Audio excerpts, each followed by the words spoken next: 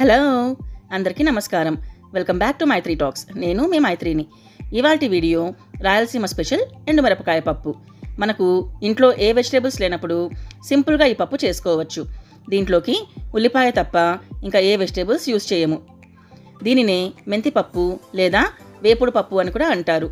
వేడి అన్నంలోకి అంత నెయ్యి వేసుకుని ఈ పప్పును కలుపుకొని తింటే చాలా బాగుంటుంది. ఆ టేస్ట్ని ఎప్పటికీ మర్చిపోలేము. ఎస్పెషలీ జొన్న రొట్టెలలోకి ఇంకా చపాతీలలోకి అయితే చాలా బాగుంటుంది. ఒకసారి ట్రై చేయండి తప్పకుండా. వీడియోని చివరి వరకు చూడండి. మన ఛానల్ని ఫస్ట్ టైం వాచ్ చేస్తుంటే please consider subscribing to Maitri talks. ఇంకా దీన్ని తయారు చేసే విధానం చూద్దాము. ముందుగా ఒక ప్యాన్లోకి ఒక టూ టేబుల్ స్పూన్స్ ఆయిల్ వేసుకుని ఒక టీ స్పూన్ మెంతులు వేసుకోవాలి.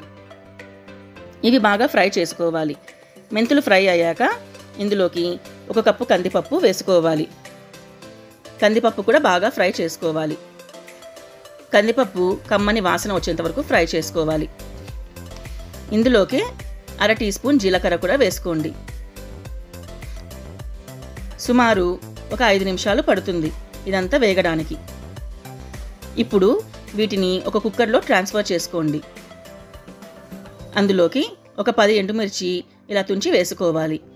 మీ కారానికి తగినట్టు ఎండుమిర్చి తగ్గించుకోవచ్చు లేదా పెంచుకోవచ్చు. తరువాత పసుపు, తరిగిన ఉల్లిపాయ అరకప్పు, నానబెట్టుకున్న చింతపండు కొద్దిగా వేసుకోవాలి. తరువాత తగినంత నీళ్లు పోసుకోవాలి. ఈ పప్పుని వేయించుకున్నాం కాబట్టి కొద్దిగా నీళ్లు ఎక్కువగానే పడతాయి. ఒకసారి ఇవన్నీ కలుపుకొని తగినంత ఉప్పు వేసుకుని కుక్కర్ లిడ్ క్లోజ్ చేసుకోండి. ఇప్పుడు ఫ్లేమ్ మీడియం ఫ్లేమ్లో ఉంచి ఒక 4 to 5 విజిల్స్ రానివ్వాలి.